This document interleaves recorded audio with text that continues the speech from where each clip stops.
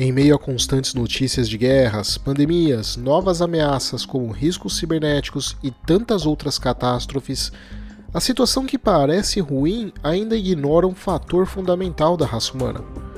Um fator ignorado pela mídia, subestimado pelos líderes de Estado, mas que irá definir de forma absoluta e definitiva o futuro da humanidade, trazendo ainda mais pobreza, instabilidade e dor ao mundo. Mas o pior é que tal fator, quando não é ignorado, é ainda por cima celebrado como conquista e vitória por certos grupos. Mas que fator será esse? No podcast de hoje vamos ver que fator é esse, mas antes não se esqueça de se inscrever no canal e compartilhar o vídeo com todo mundo que você conhece. A sua ajuda é fundamental para que eu possa continuar trazendo conteúdo de geopolítica para vocês. E fazer esses conteúdos, acredite se quiser, dá muito trabalho, então o seu apoio para ajudar o canal a crescer é fundamental. O meu nome é Adriano Peta e esse é o Geopolítica Mundial.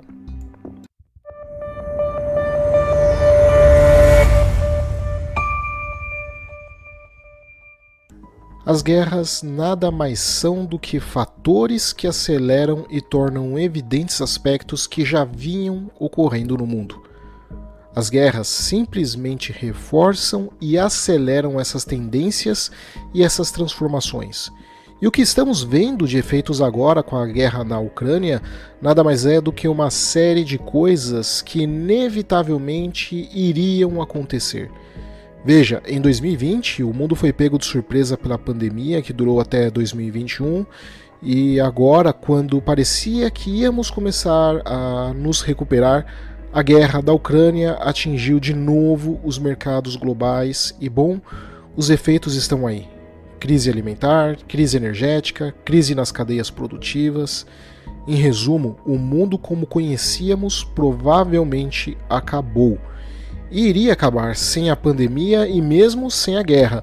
Provavelmente veríamos o que está acontecendo agora, lá na década de 2030, mas estes dois eventos trouxeram isso para 2022. O mundo globalizado irá passar por mudanças profundas e, diferente do que o pessoal contrário à globalização pensa, isso não vai ser nada bom. Nada bom mesmo. Não confunda globalização com globalismo, porque estou falando de globalização literalmente, que nada mais é do que a cadeia de produção e consumo espalhada pelo mundo. Algumas pessoas vão achar que isso é bom porque poderia impulsionar a produção local, mas isso é errado. Ou estão mentindo e sabem disso, ou não entendem como funciona a economia, especialmente a geoeconomia. E os dois motivos são que a produção de produtos de alta tecnologia são complexos demais e não dá para um único país sozinho dominar toda a sua cadeia produtiva. E segundo, não dá para a absoluta maioria dos países produzir tudo. Todos vão precisar importar alguma coisa. Nenhum país consegue se desenvolver isolado. E mesmo que a população ou o governo de um certo país não se preocupe demais em se desenvolver e até esteja satisfeito em ficar travado e acha que pode ficar isolado, o problema é que eventualmente alguma crise ou catástrofe irá atingir esse país e os danos serão enormes, e por estar isolado ele terá poucos recursos para se reconstruir. Por isso, mesmo assim, espalhar a cadeia de produção foi uma ideia útil na evolução da humanidade.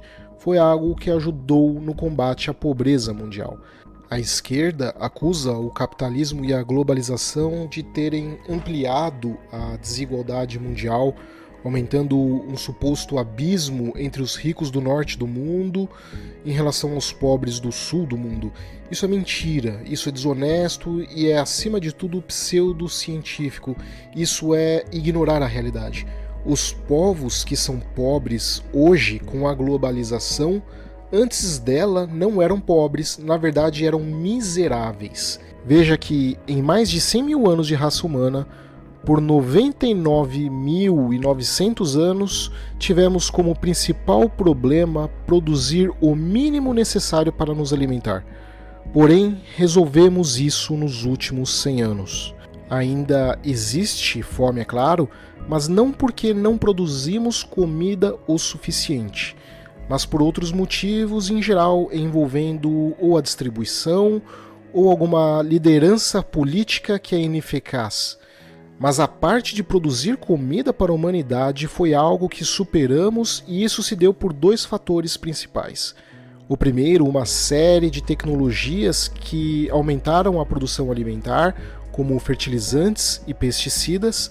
Sim, pesticidas, porque diferente do que meia dúzia de hipsters de bairro nobre pensam, não dá para alimentar a humanidade com vasinhos de plantas criadas na sacada de apertamentos ou hortas orgânicas. Isso é algo tão bobo que chega a ser infantil.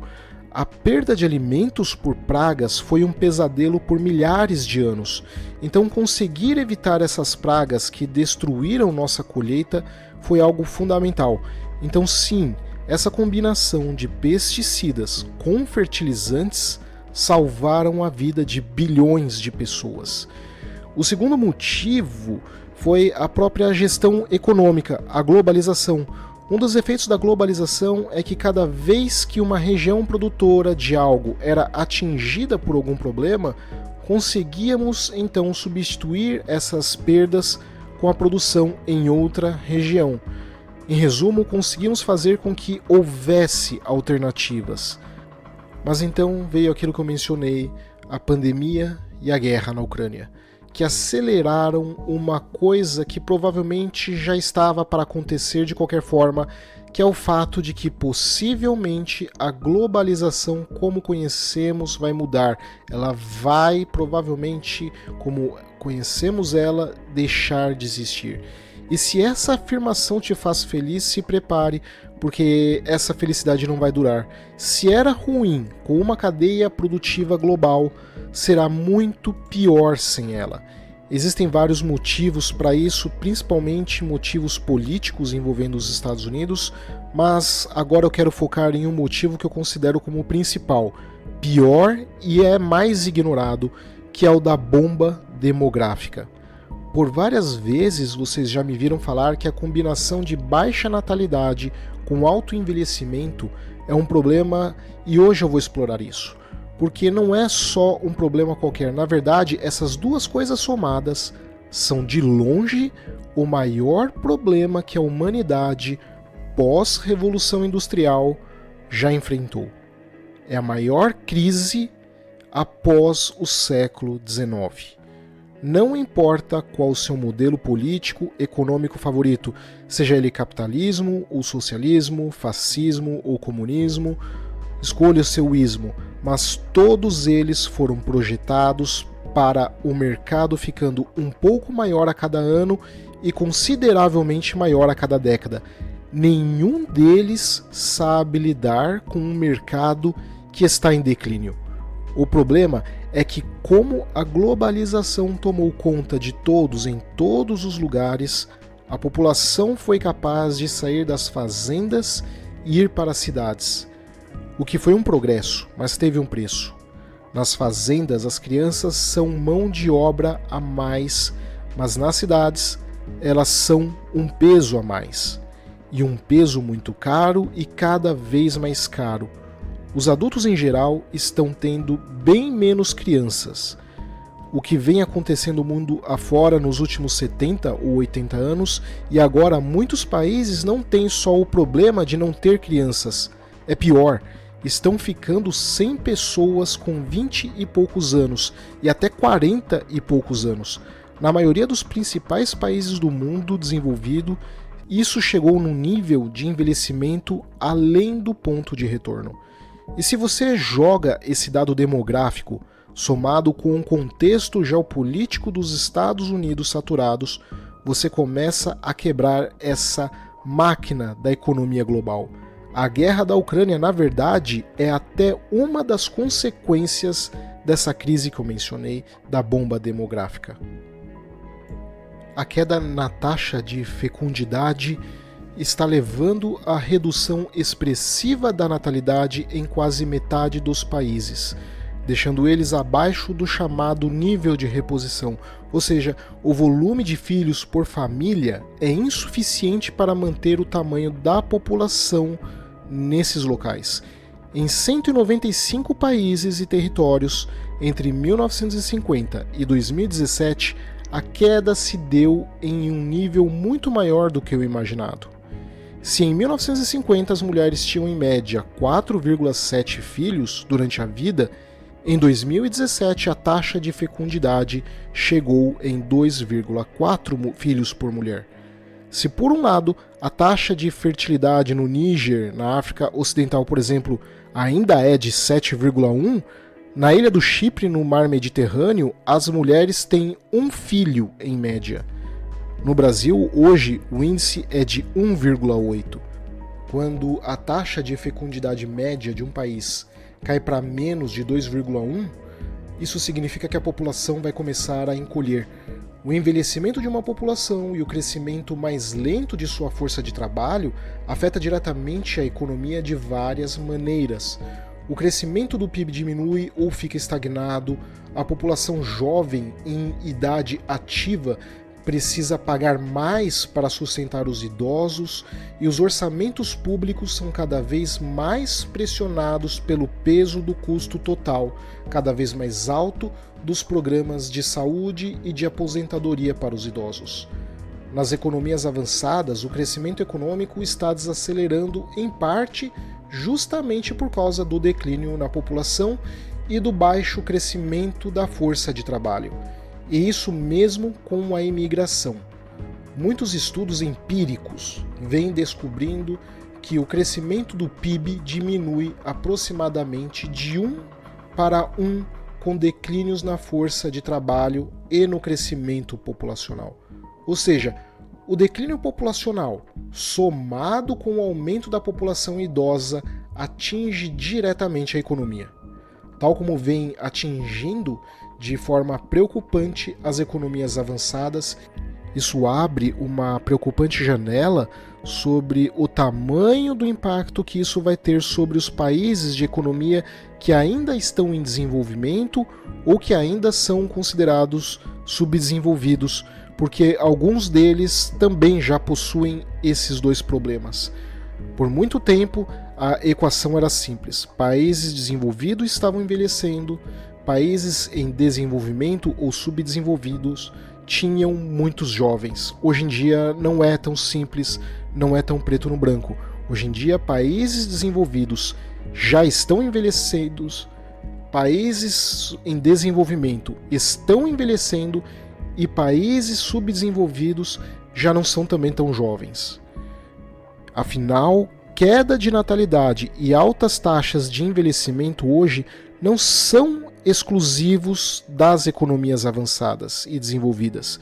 E se isso tem sido um problema sério lá, é de se esperar que, obviamente, seja um problema ainda maior em países que não possuem infraestrutura, tecnologia, indústria e investimentos iguais ao desses países desenvolvidos.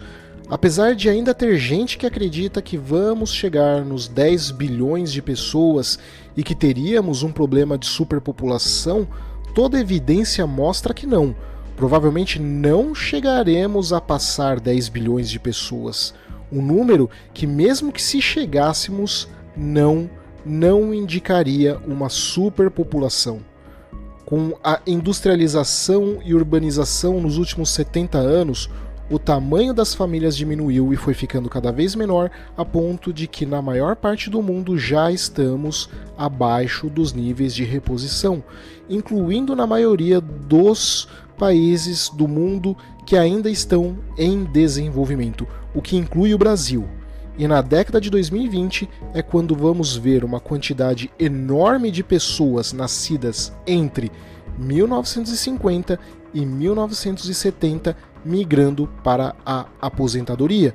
E isso é importante porque essa geração de pessoas nascidas entre 1950, mais especificamente 1940 a 1970, foram a última das gerações que foram em grande quantidade. E a partir daí, todas as gerações seguintes foram tendo cada vez menos filhos, e agora essa massa humana enorme está atingindo a fase de não só não ser mais economicamente produtiva, mas principalmente ela vai drenar a produção dessa população em encolhimento. Então, já nesta década, estamos olhando para uma bomba populacional que nunca foi enfrentada antes. É um problema novo que nunca enfrentamos em mais de 100 mil anos de humanidade. E essa bomba é o resultado de uma somatória enorme de fatores, vários dos quais extremamente complexos. E, como eu disse, toda a nossa percepção social e tudo o que sabemos sobre economia é baseado no contingente humano ficando um pouco maior a cada ano. Apenas alguns poucos governos perceberam o problema disso, mas a maioria ainda está ignorando. E essa guerra da Ucrânia é, em parte, justamente o resultado disso. A Rússia é um dos países que vai sentir primeiro o impacto dessa bomba, e por isso eles agiram agora.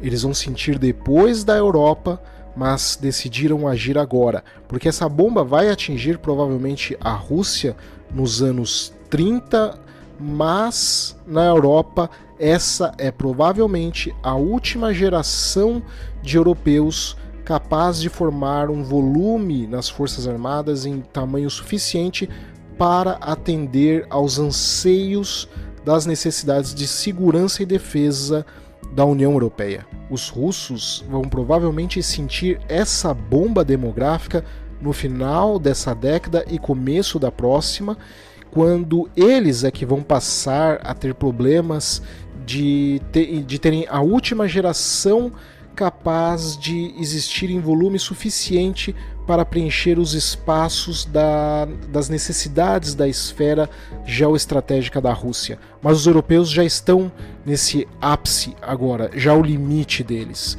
Então eles, os russos, simplesmente perceberam que ou eles lutam agora na Ucrânia, ou daqui a 10, 15 ou 20 anos estarão lutando provavelmente dentro do seu território para evitar o colapso da Rússia.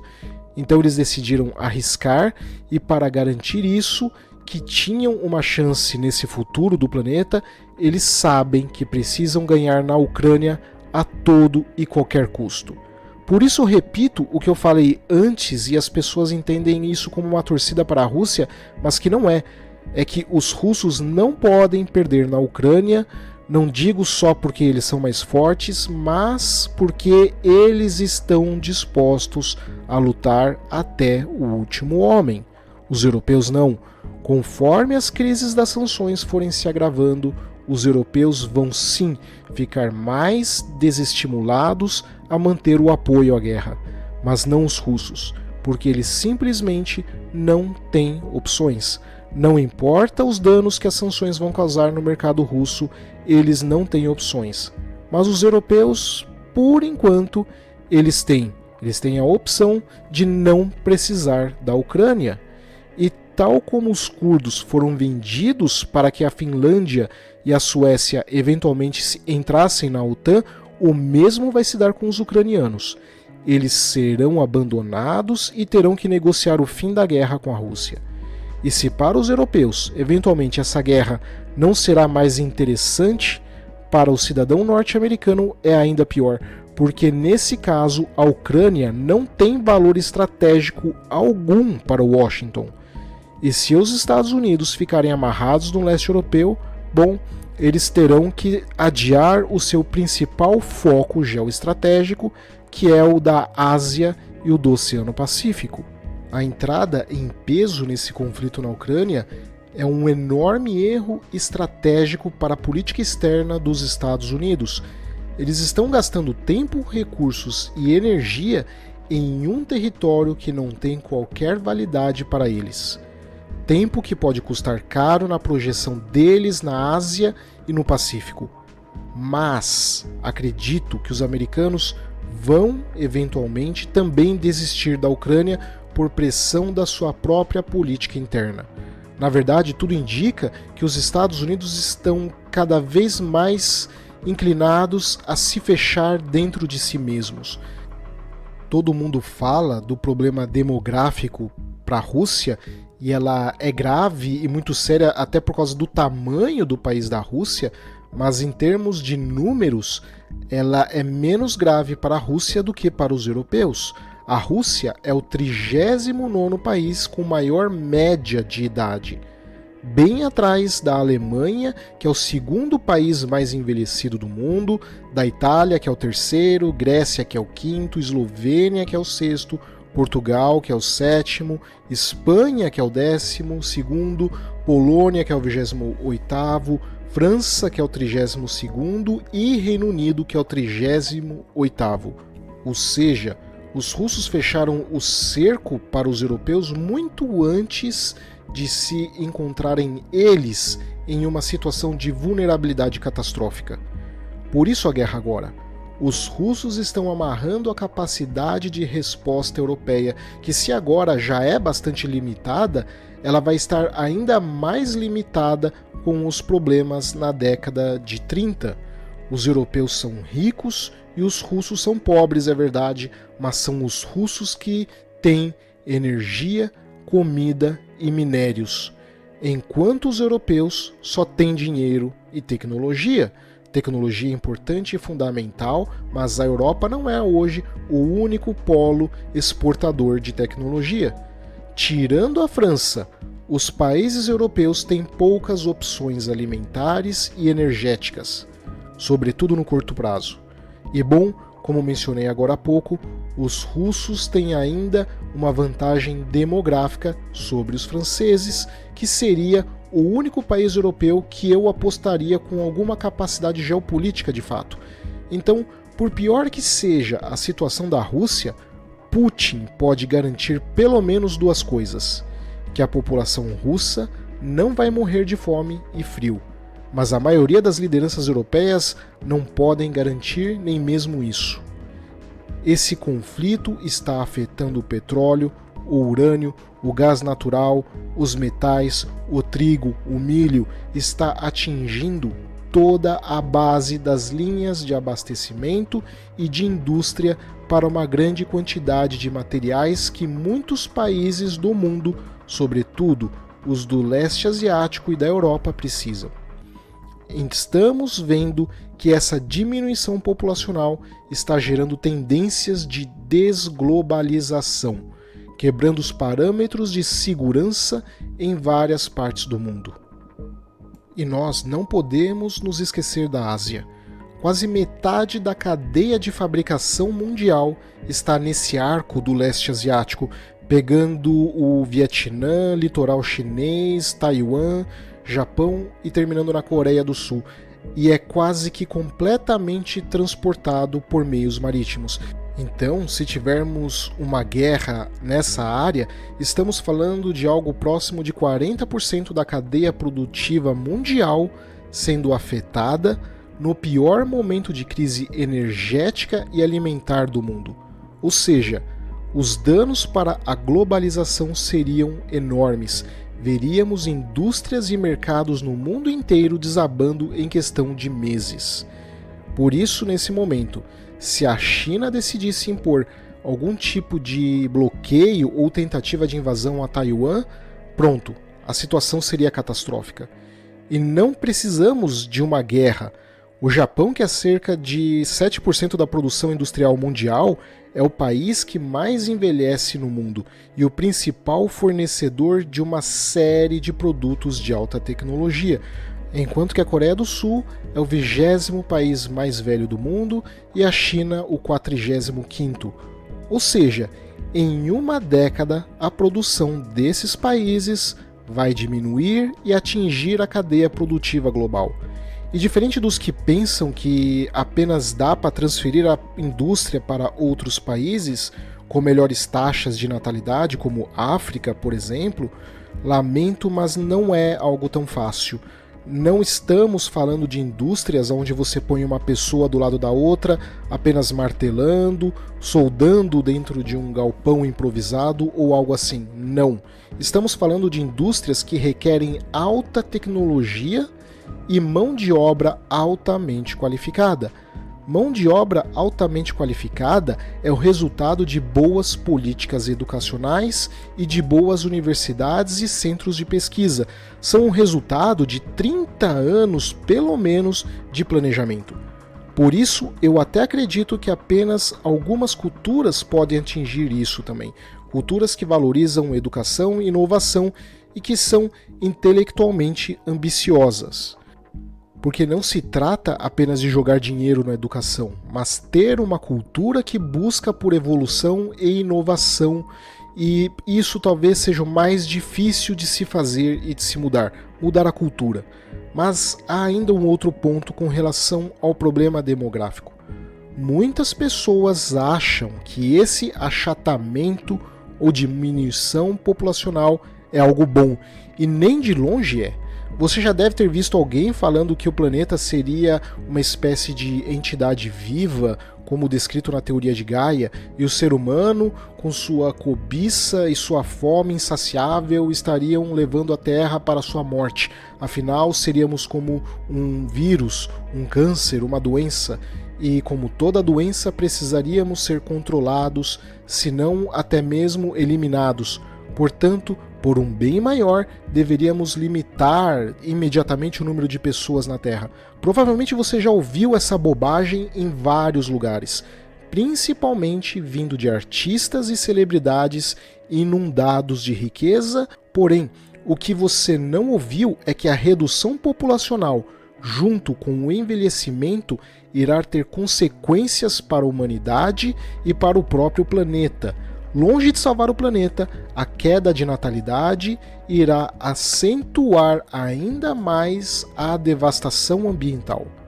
Ao olharmos os países com melhor condição ambiental, vemos que a grande maioria deles são ricos, e os que têm piores condições ambientais são os países pobres. Isso não é mera coincidência. O tratamento adequado de lixo, saneamento básico, reciclagem, etc., demandam, além de políticas de longo prazo, também orçamentos enormes para os estados, sendo que, obviamente, países desenvolvidos acabam tendo melhor condição para os gastos públicos nesses setores, que além de grandes somas de dinheiro em sua instalação, também requerem grandes gastos na sua manutenção. E o pior é que ambientalistas radicais celebram o envelhecimento porque ele reduziria o nível de emissão de gás carbônico, porque as populações mais velhas têm menos participação na força de trabalho e menos produtividade, então isso iria levar a um menor crescimento econômico, como se menos crescimento econômico fosse algo positivo. A verdade é que esses estudos se deram apenas nos países industrializados, onde a infraestrutura nas últimas décadas já focou na preservação ambiental, ignorando os impactos ambientais que populações mais pobres em países mais pobres terão. Além disso, ao focarem em emissões de gás carbônico, ignoram outros fatores ambientais como degradação das frotas de veículos motorizados, degradação urbana e o muito provavelmente aumento do descarte irregular de lixo. Em resumo, com a queda de mão de obra jovem, ao invés de salvarmos o planeta, iremos degradá-lo ainda mais, porque precisamos construir mais infraestrutura que seja adequada para o meio ambiente. Mas como fazer isso em um mundo cada vez com menos mão de obra? E além disso, precisamos frequentemente fazer a manutenção da infraestrutura que já existe, porque, obviamente, não é só fazer e largar, é fazer e frequentemente fazer a manutenção dela. Por exemplo, durante a crise hídrica de 2014 e 2015, no estado de São Paulo, o governo estadual decidiu cortar o abastecimento de água durante a noite para preservar o consumo para que fosse feito de dia. Parece uma ideia boa, né? Você controlar o fluxo de águas à noite para que o povo de dia então consuma, para evitar desperdício. Porém, o que descobriram era que as tubulações são velhas e podres, e com o abastecimento desligado à noite, a perda de água se deu de forma igual, porque essas tubulações estavam todas perfuradas. Ou seja, O governo fechou o abastecimento para que o povo não desperdiçasse água à noite, mas as águas paradas nos encanamentos também foram perdidas da mesma forma, só que sem sequer terem sido consumidas. E nós estamos falando do Estado brasileiro mais rico e com a melhor infraestrutura. Então a perda na mão de obra produtiva nas próximas décadas irá gerar mais pobreza e também irá diminuir o número de novas obras de infraestrutura e então menos manutenção na infraestrutura já existente. Ou seja, mais degradação ambiental, mais gasto de recursos públicos, mais desperdício e mais poluição. Com menos crianças, não vamos salvar o mundo, vamos aumentar a sua destruição e numa escala global. É claro que alguns países menos do que outros, mas esse sendo um problema mais ou menos generalizado em certo nível. E mesmo que magicamente as pessoas resolvessem agora, no momento que estão assistindo a esse vídeo, fazerem alguma coisa a respeito disso e saírem por aí produzindo crianças, o problema é que só veríamos os resultados daqui a 20 a 25 anos. Então são medidas de longo prazo que requerem planejamento de longo prazo e não tem como acelerar. De um jeito ou de outro podemos esperar então por décadas muito difíceis, por uma mudança da forma como conhecíamos a globalização e por muita agonia no futuro. Não vai ser um século fácil. Obrigado a todos, espero que tenham gostado e não se esqueçam de se inscrever no canal e compartilhar ele com todo mundo que você conhece. E um mais que especial obrigado aos membros do canal que têm sido fundamentais para que eu possa continuar trazendo conteúdo de geopolítica e segurança para vocês. Abraços e até a próxima.